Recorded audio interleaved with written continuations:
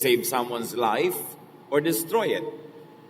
Ang ating pag-aaral, yung choices na biglang itinanong ng Panginoon sa kanyang mga tagapakinig.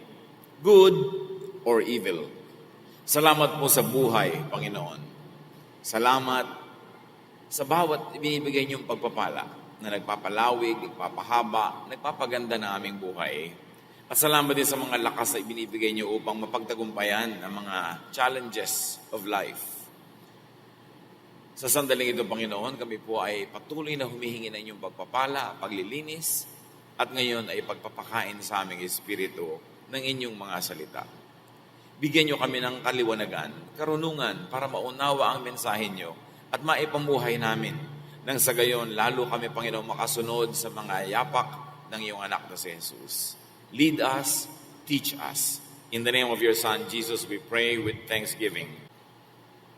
Mark 3:1-2. The next time that Jesus went into the meeting place, a man with a crippled hand was there. The Pharisees wanted to accuse Jesus of doing something wrong, and they kept watching to see if Jesus would heal him on the Sabbath. Isa sa mga pinapayagang gawin ng mga Hudyo noon, pagka araw ng kanilang pangiling, ay ang magtipon-tipon upang makinig ng pagtuturo, pangangaral ng kasulatan. At nandun ang mga Pariseo, at nandun din si Jesus. There was tension.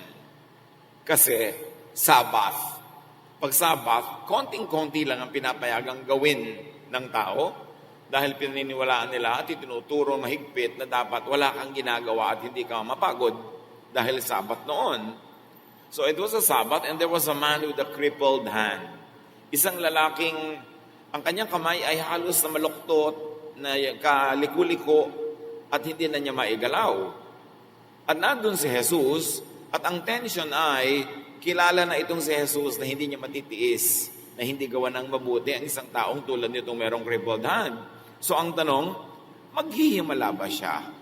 Gagawa ba siya ng mabuti alang-alang dito sa taong nagdurusa? Pero hindi yun pinapayagan. At nandun ang Pharisees. Mga Pariseo, mga religious leaders na nagmamatiyag, nagbabantay. Hindi nila binabantayan yung pasyente para siya pagalingin. Binabantayan nila si Jesus dahil baka magpagaling, mabubutasan nila, maidedemanda nila, at maipapapatay nila. At yun ang kanilang gustong mangyari. Religious belief and membership could make fanatics self-righteous. Yan ang isa sa mga hindi magagandang bunga ng pagiging relihiyoso. Kung naging ang pagtingin mo na lang sa sarili mo, sa iyong pananaw, sa iyong pinaniniwalaan, ayun na lang ang tama. At ang pananaw, ang pagtingin, at ang kilos ng iba ay puro mali na kung hindi sang-ayon sa iyong panlasa. Self-righteousness is one of the evil byproducts of religiosity. It is caused by theology that is narrow, self-promoting, separatist. Yung naghihiwalay-hiwalay sa mga tao, nagkakanya-kanya, kami lang ang marunong, kami lang ang ligtas, kami lang ang tama, kayo'y mali. At pagkatapos ay pinakikitid ang utak ng mga tao para konting-konti lang ang natatanggap, konting-konti lang ang namamahal, at konting-konti lang ang pinalalampas. Kumikitid ang pag-iisip, kumikitid ang buong uri ng pamumuhay, lumiliit ang pag-ibig sa kapwa at lumalaki ang pagmamalaki. At ito'y bunga ng walang katapusan at walang humpay na brainwashing. Araw-araw, patuloy na pagsisiksik sa utak ng tao na tayo'y tama, sila'y mali, tayo'y pupunta sa langit, sila sa impyerno. Tayo lang ang may tamang pagtingin at pagbasa ng kasulatan, ang pagbasa nila mali. This is the evil byproduct of misguided religiosity. And of course, religious belief and membership could make fanatics judgmental and condescending of others. Mapanghusga at mababa ang pagtingin sa iba. And they think and do evil with zeal, without guilt, and with warped sense of gratification. Hindi lahat ang nagiging relihiyoso at hindi dapat ay ganito, pero merong mga taong ambungan ng pagiging relihiyoso sa kanila ay gusto nilang gumawa ng masama, gusto nilang saktan ang mga taong sa tingin nila ay mali ang pananampalataya. At nakakapanakit sila ng buong sigla. Hindi sila binabagabag ng kanilang budhi, kung ang kanilang sinusukol, ang kanilang hinuhuli, ang kanilang binabato, ang kanilang papatayin, ay sa tingin nila ay mali ang relihiyon o merong maling interpretation ng religious teaching. At nagkakaroon pa nga sila ng baluktot at napakamaling uri ng kasiyahan. Pag meron silang napaparusahan o nasasaktan sa ngalan ng Diyos, dahil iniisip nila sino mang kanilang husgahan, parusahan at saktan dahil hindi sila sang-ayon sa kanilang religious belief, akala nila ikinatutuwa yon ng Diyos. Kahit ang mga disipulo ni Jesus, ang kanyang mga tagasunod, ay mayroong ganong tendency. Nakaakma ang kanilang utak, dala na rin ang tradisyon na mag-isip din ng ganon. Tayo lang ang tama, tayo lang ang may karapatan na gumawa ng mga gawain ng Diyos, etc. Luke 9:49-50. John said, Master, we saw a man using your name to force demons out of people. But we told him to stop because he isn't one of us. Don't stop him, Jesus said. Anyone who isn't against you is for you. Kawawa ang tao na inaalihan ng masamang espiritu. Sobra ang pagdurusa ng sinuman na tinitirhan ng mga demonyo ang kanyang katawan. At isang gawain ng mga disipulo ni Jesus, tinuruan niya ang mga ito na magpalayas ng masasamang espiritu mula sa mga taong kinukubabawan ng mga ganong uri ng lakas ng kadiliman. At minsan, nagbalita itong si John, sabi niya kay Jesus, may nakita po kaming isang tao na nagpapalayas din ng mga demonyo. At pinigil namin, sinabi namin tumigil siya kasi hindi siya isa sa amin. Hindi siya isa sa atin. Ibang grupo siya. Hindi natin siya kasekta. Hindi natin siya kagrupo. Bakit siya nagpapalayas sa mga masasamang espiritu? Mantakin nyo yun, sobrang pagtingin nila sa kanilang sarili, sobrang taas, sobrang separatist, sobrang self-righteous, na di bali na patuloy na magdusa yung mga taong kinukubabawan ng masasamang espiritu, hindi lang pwedeng ang magpalayas doon sino man na hindi nila miyembro. Sinolo na nila yung ministry, sukdo lang yung nakikinabang sana sa ministry na yon na ginagawa ng iba, ay patuloy na lang magdusa, basta sila lang ang dapat gagawa. At sabi ni Jesus, huwag niyong pigilan. Ba't niyo pipigilan? Sino mang hindi niyo kalaban, ay kakampin niyo. At bakit nyo ituturing na kalaban yung gumagawa ng gawain din natin? Nagpapalayas din ang masamang espiritu. Ipinapakita dito ni Jesus, hindi exclusive ang spiritual power maging sa kanyang mga disipulo. Hindi exclusive, hindi nila sarili yung franchise to heavenly things. Maging yung mga hindi nila kasama sa kanilang inner circle ay may kapangyarihan na nanggagaling doon sa Diyos at mayroon din karapatan. Jesus was very quick to correct it because that tendency happens all the time. Iniisip ng ilang mga sekta, mga grupo, sila lang ang tunay na disipulo. Sila lang ang tunay na anak ng Diyos. Sila lang ang tunay na pamilya ng Diyos. Pero ito mismo mga disipulo na very exclusive talaga kay Jesus, hindi rin sila binigyan ni Lord ng sense of franchise. Hindi lang sila ang may karapatan at hindi lang sila ang may kapangyarihan. Mark 3:3-4. Jesus told the man to stand up where everyone could see him. Then he asked, on the Sabbath, should we do good deeds or evil deeds? Should we save someone's life or destroy it? But no one said a word. Imbes na hindi pansinin ni Jesus yung taong nangangalirang at balubaloktot ang kamay, pinatayo pa niya para lalong makita ng lahat. The suspense was heightened because now something is going to happen and the stress was getting to be more vivid. At itinanong ni Jesus, sa araw ba ng pangiling, sa Sabado, sa Sabbath, dapat ba tayong gumawa ng mabubuting gawa o masasamang gawa?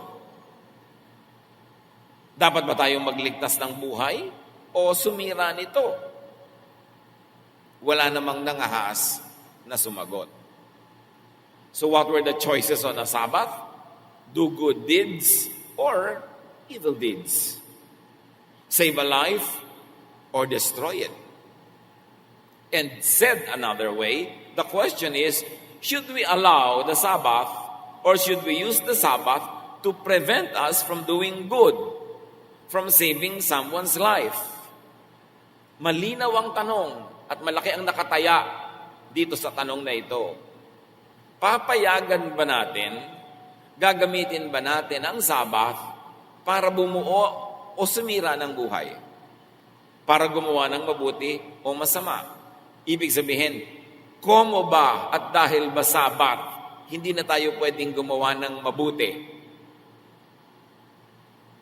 O dahil ba sa Sabat, pwede na tayong gumawa ng masama? Napakalinaw ng pagpipilian. Are we going to allow the Sabbath to make us do evil deeds? To destroy someone's life? And Jesus asked the man to stand up and be visible to everyone, all the more to make his point obvious. Parang, eto, nakatingin kayo sa lalaking ito.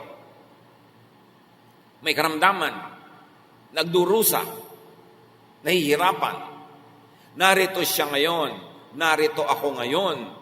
Merong pwedeng mangyari. Pwede ko siyang gawa ng mabuti, ituwid ang kanyang baluktot na kamay, palayain siya mula sa karamdaman, kaya lang Sabbath. Dahil ba sa Sabbath, hahayaan ko na lang siyang magpatuloy na ganyan? Maghihiwalay kami ngayon dahil Sabbath? At kung sakali mang di na kami magkita buong buhay namin, pasensya siya. Kasi nung oras na nakita kami, Sabbath. So papayagan ko ba at gagamitin ko ang Sabbath na ito para ako gumawa ng mabuti o gumawa ng masama? Tulad ng baliwalain ko ang kanyang pagdurusa at huwag kong pansinin ang kanyang hirap. Kung ang tatanungin ng mga Pharisees, Sabat ngayon, huwag kang gumawa ng mabuti. Bawal gumawa kahit ng mabuti dahil Sabat. At yun ang tension. Alam nila na si Jesus ay may napakalambot na puso sa mga nagdurusa. Pero walang nangahas sumagot. Alam ng tao ang sagot. Dapat talaga ang sagot. Ano ngayon kung Sabat? Palayain na yan sa kanyang karamdaman. Ano ngayon kung Sabat? Pagalingin na siya. Pero walang magsasabi ng pinakatama at mabuting sagot kasi takot sila sa mga religious leaders na baliktad ang iniisip. Anong gawa-gawa ng mabuti? Sabat ngayon. At pag hindi ka gumawa ng mabuti, indirectly, gumawa ka ng masama. Hindi baling gumawa ng masama, igalang lang ang Sabat. Hindi baling baliwalain ang pagdurusa ng tao, igalang lang ang Sabat. Mark 3:5, Jesus was angry as he looked around at the people. Yet he felt sorry for them because they were so stubborn. Magkahalong galit at habag ang naramdaman ni Jesus sa mga tao. Alam na alam nyo kung anong tamang sagot, ba't ayaw nyong isagot? Alam na alam nyo kung anong tamang gawin, ba't ayaw nyong gawin? Dahil natatakot kayo sa tradisyon, nagagalit kayo natatakot kayo sa religious leaders, natatakot kayo mapagalitan, maitiwalag, nagbibingi-bingihan na lang kayo at nagiging pipi kayo sa takot ninyo sa mga religious leaders. So there was anger and pity because of the people's stubborn religiosity. Kaya maraming mga matatalino galit sa relihiyon kasi iniisip nila lahat ng relihiyoso wala nang katalinuhan. Hindi naman totoo yun. Marami pa namang relihiyosong matalino. Pero madalas ang relihiyon nagagamit pambaluktot ng utak, pampakitid, pampadilim, para maging mga bulag na tagasunod ang mga tao. At yun ang ayaw ng mga intelektual tungkol sa relihiyon, bagamat kuminsan ang pagkakamali nila, nilalahat na nila ang mga relihiyoso. Kaya nga sabi ni Karl Marx, religion is the opium of the people. Ginagamit lang daw ng mga makapangyarihan ng estado at ng simbahan, ng relihiyon, para bangagin ang mga tao. Para patuloy ang mga taong mabuhay sa ilusyon, payagan ang mga makapangyarihan na sila'y pagsamantalahan, kawawain, hut-hutan, at pagkatapos ay magbulag-bulagan sila. Ang nakita kasi ni Karl Marx sa religion, yun Nawa, nakakita siya man lang ng kahit konting tamang interpretation na kay Jesus at tamang application. But judging it from the history of Europe and history of the Western world and the history of the church, hindi natin siya masisi na yun ang kanyang sabihin dahil yun naman talaga ang nakita sa kasaysayan. Maski sa ating bansa, ang pinakagrabe mga pang-abuso ng daang-daang taon ay ginawa ng mga relihiyoso sa ngalan ng Diyos. At may mga ilang-ilan na may kaliwanagan, nakakakilala ng totoo pero ayaw kumibo. At yung mga kumibo, tulad ni Jose Rizal, binaril sa luneta. Totoo yan. Napakamapagsamantala, mapambulag ang misguided religiosity. It doesn't mean na yun ang kalooban ng Diyos.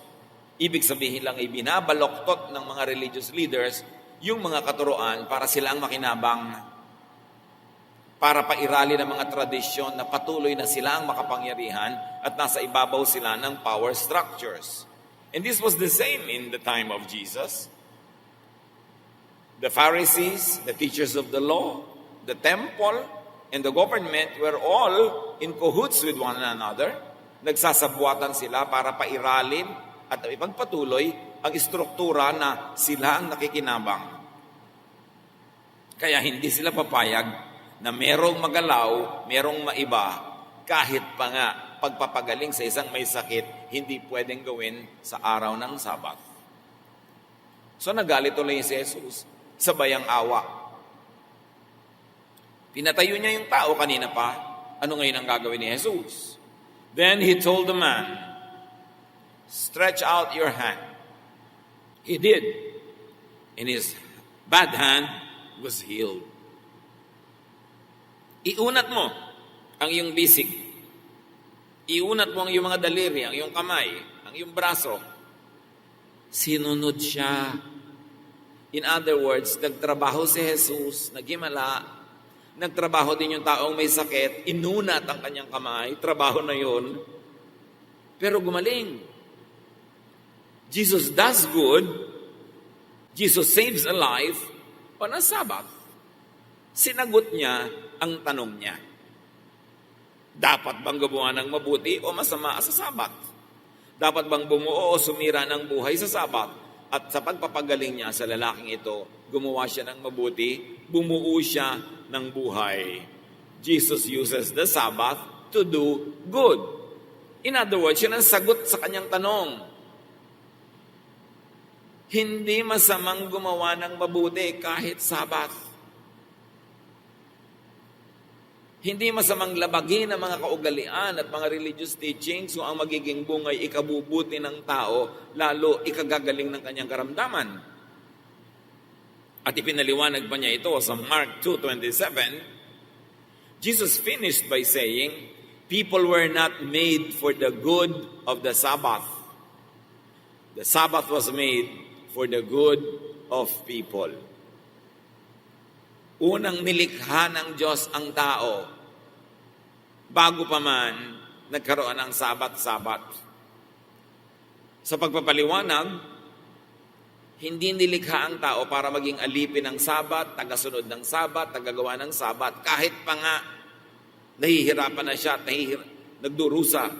Ang sabi niya, kaya kayo binigyan ng Sabat ay para sa inyong ikabubuti.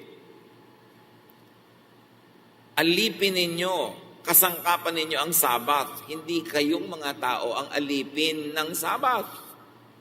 Bakit nga ba nagkaroon ng Sabat? Kasi nung araw naman walang day off. Ang mga alipin nagtatrabaho 7 days a week. Walang off. Ang mga manggagawa walang pahinga. Ang nagpapahinga lang lagi yung mga amo. Kaya ang Sabat ay ibinigay na utos sa mga amo. Sabi, yung ikapitong araw, araw ng pahinga. Pagpahingahin nyo ang inyong mga katulong na babae at lalaki, ang inyong mga alagang hayop na pinagtatrabaho nyo araw-araw, pati ang mga bisita at mga foreigner na nasa inyong mga bayan-bayan, pagpahingahin nyo pag Sabat. In other words, kaya ibinigay yung Sabat para makapahinga naman yung mga tao, para sa kanilang kabutihan. Pero kung makabubuti sa kanila na may gawin sila sa Sabat, tulad ng magluto at kumain, maglakad at magpiknik, magpagaling ng may sakit, mabubuting gawa, Sabat, hindi masamang gawin yun kasi ang tunay na dahilan kaya may Sabat para sa ikabubuti mo.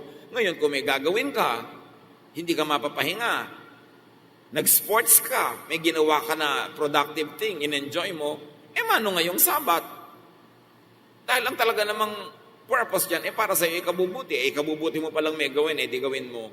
Naging technical sila na kahit ikasasama mo na walang gawin, dapat wala ka pa rin gawin. Isang buong bulag na pananalig na doon sa mga letra ng utos na walang gagawa. Ang ibig sabihin lang, walang gagawa para mapabuti ka at mapahinga. Pero kung ikabubuti mo may gawin at kasiyahan mo yan, di gawin mo, total, ibinigay yung Sabat para sa kapakanan mo. Hindi para sumunod ka ng walang discretion or walang pag-iwas o walang pagsuway, pero hindi mo naman ikinakabuti ang pagsunod. Let us enlarge the meaning and coverage of Sabbath to a bigger area under which it falls, which is religion or religious belief and practice. At basahin natin on the Sabbath or with religion. Ito yung tanong ni Jesus. Should we do good deeds or evil deeds? Should we save someone's life or destroy it? Or said another way, should we use the Sabbath or religion to do evil deeds, to destroy someone's life?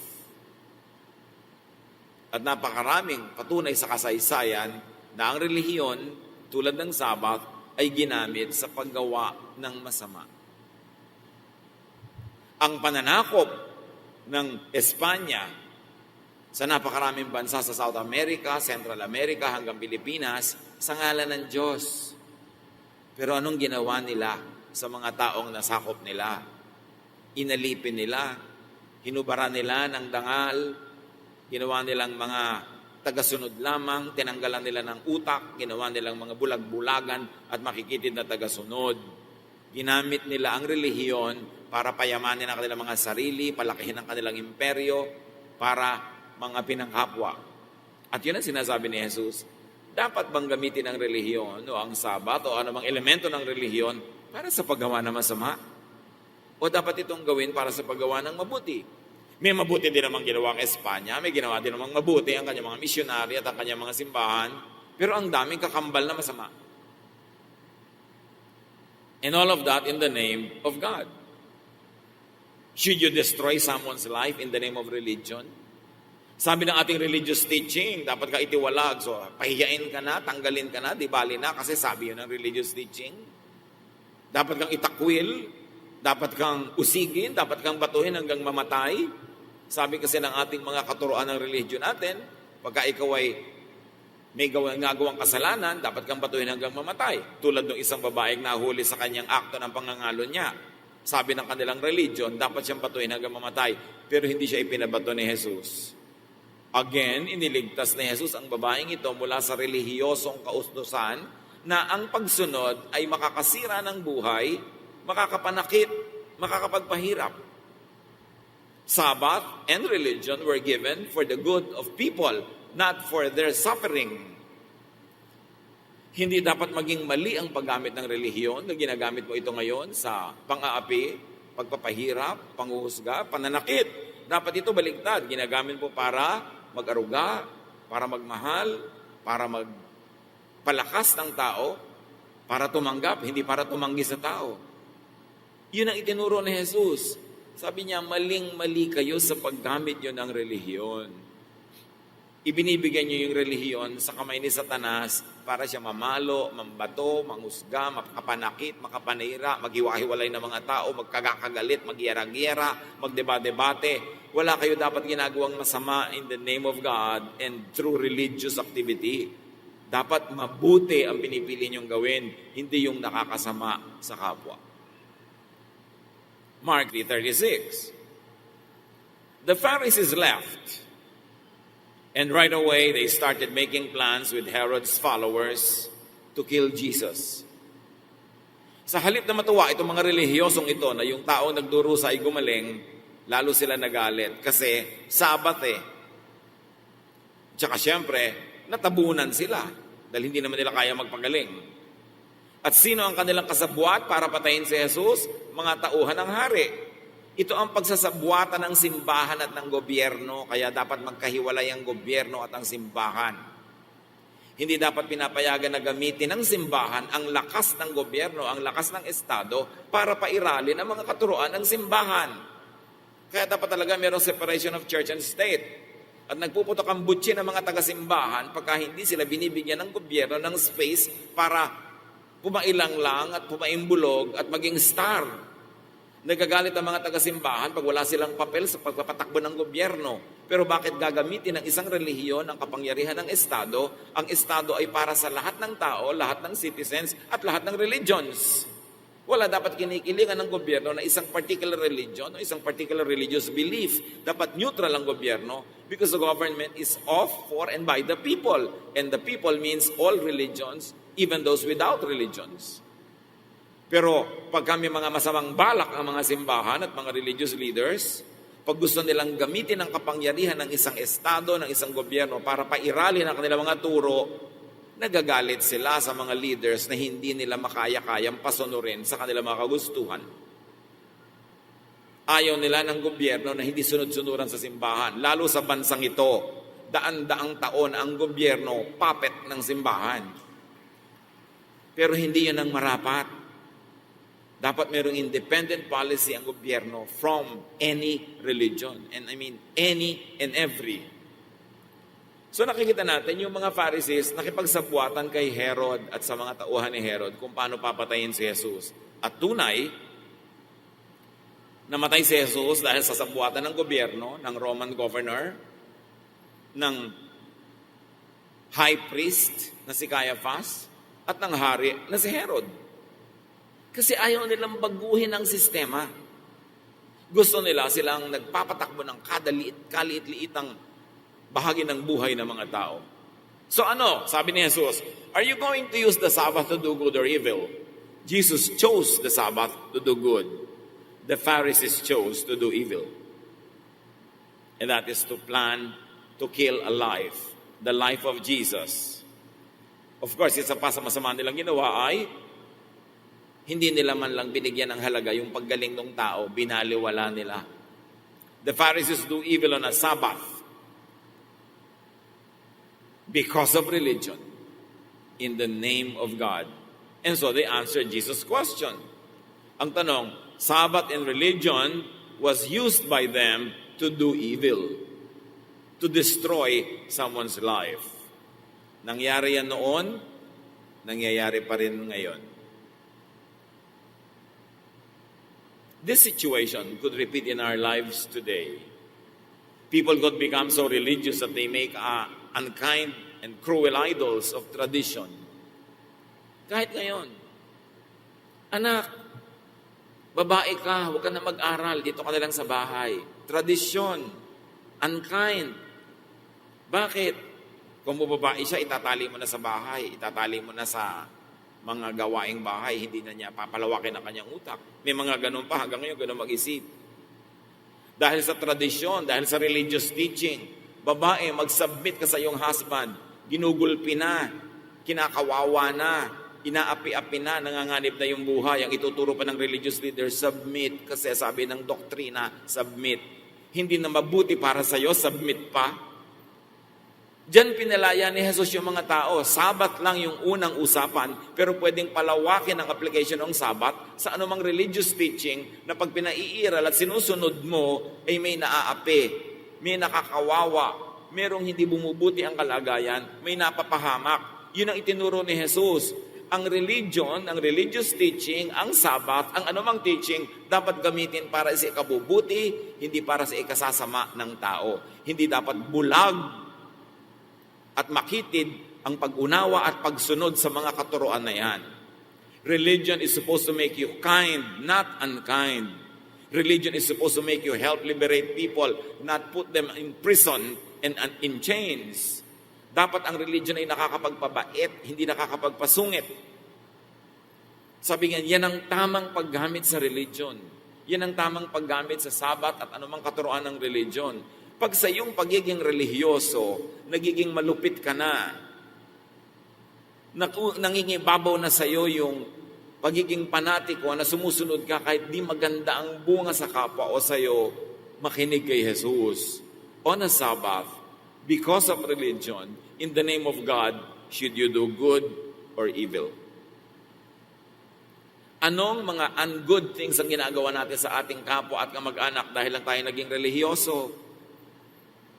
Namatay yung lola mo, may religious service sa kanyang simbahan, hindi ka papasok, hindi ka dadalo dahil sabi ng iyong relihiyon. Napaka-unkind mo naman sa iyong mga kamag-anak. Nababaliwalain mo ang kanilang kalungkutan, babaliwalain mo kung ano yung mahalaga sa kanila dahil itinuturo sa iyo, separate from them, do not join them. Hindi naman mapapahamak ang kaluluwa mo sa impyerno kung makikipag-isa ka sa pagdadalamhati na iyong mga kamag-anak. Meron kang pinsang ikakasal, gagawin lang yun sa isang simbahan na hindi yun ang religion mo. Hindi ka nadadalo. Never mind, nakababata mo siya. Never mind na malapit siya sa iyo. Yan ang mga kalupitan na ginagawa ng mga tao sa kapwa in the name of religious teaching. Kaya napakaraming pwede pag-applyan itong ginabi ni Jesus tungkol sa Sabbath. Kuminsan nagiging magaspang na tayo sa ating mga kaibigan at mga kamag-anak dahil lang ayaw nating makita na para tayong nakikiisa sa ginagawa nilang sa tingin natin ay mali, religiously wrong. Jesus, nakisalamuha, nakiupo, nakisama, nakisalo sa mga makasalanan. And Jesus was called a friend of sinners and tax collectors. Hindi niya minaliit ang nararamdaman ng mga taong yon kahit na ituturing pa silang masama o makasalanan. Pinahalagahan niya ang mga tao, pinahalagahan niya ang nadaraman nila, paano siya makakatulong, paano mapapabuti ang kanilang kalagayan. Yun ang tamang paggamit sa religion. Hindi mo kailangang ipagtanggol ang Diyos mula sa mga taong may sa tingin mo'y ibang o maling paniniwala. Diyos siya, hindi niya kailangan ng defender. Hindi kailangan ng mga defenders of the faith. God is God. He made the earth, the heavens, and everything in it. He does not need to be served by people. He does not need to be protected by people because He is God. Kuminsan, akala natin we are defenders of God, but actually we only become defenders of a certain religion or religious sect. Lagi na lang kasi ang mga religious leaders, ang gusto nila gyera. Puro na lang yung gera, puro sugod, puro away, yung puro march on, Christian soldiers. Ginagawa kang soldier, ginagawa kang tagalaban, tagapatay, hindi ka natuloy nagigilty. You get desensitized to violence if it's done in the name of God. Puro na lang war and war and war ang nakatanim sa utak ng mga tao, pati pananalangin, may mga prayer warriors. Bakit kailangan gawing war? Kaya tuloy, nasa fighting mode lagi ang mga relihiyoso. Laging gusto ng debate, laging gusto ng away. Hindi yun ang kalooban ni Jesus. Nakikita niyo yung mga sangalan ng Diyos at ng kanilang relihiyon, nagiging ang gaspang-gaspang sa mga debate, nagbabastusan, nagsisiraan ng dangal, nagyuyurakan ng puri, in the name of God. Sabi ni Jesus, should you do good or bad in the name of religion on a Sabbath in the name of God? And the answer of Jesus was, you should do good. People could become so religious that they make unkind idols of doctrine. Kinakalimutan na ang common sense. Pati sariling alak na pariwara, itatakwil dahil nakakahiya. Deacon ako sa church, leader ako sa church. Naku, itatakwil kita. Ano na lang ang sasabihin ng church? Ba't ka pa nag-church? Kung pagka may problema yung pamilya nyo, itatatuan nila kayo at yuyurakan kayo at sisipain kayo palabas. Di, huwag ka nalang mag-church. Sayang. Kaya ka nga may church para may karamay ka kung ikay nadarapa, nagkukulang, nagkakamali, para katulungang makabawi, makabangon, gumaling. Pero hindi, itatago mo yung mga sakit mula sa church dahil baka kahusgahan, baka kailagay sa bulletin board, baka kaitiwalag. Ba't ka pa nag-church? Sayang. Mali ang paggamit sa church ng maraming tao. Ginagawa nila yung church na display window of perfect people. No, the church, as I always been saying in these past many decades, the church is not a display window for perfect products. The church is a hospital for sick people. And the more honest we are that we are all sick, that we all have sicknesses, and that we have to help each other and not judge each other because the other person is sick, lalo't makakabuti sa atin yun.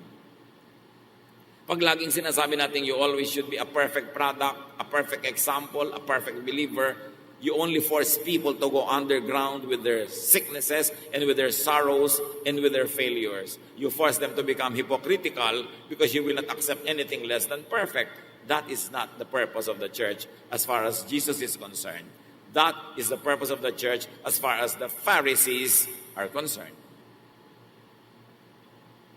People could become so religious that they make all kind idols of religion, which is worse and the worst form of idolatry. Galit na galit ang mga ibang evangelical Christians sa idols and idolatry. Mga puon-puonan, mga Diyos-Diyosan, mga imahen. Pero, mga Bible-based Christians, mga evangelical Christians, ang daming idols. Ano yon? Doctrines. At maraming mga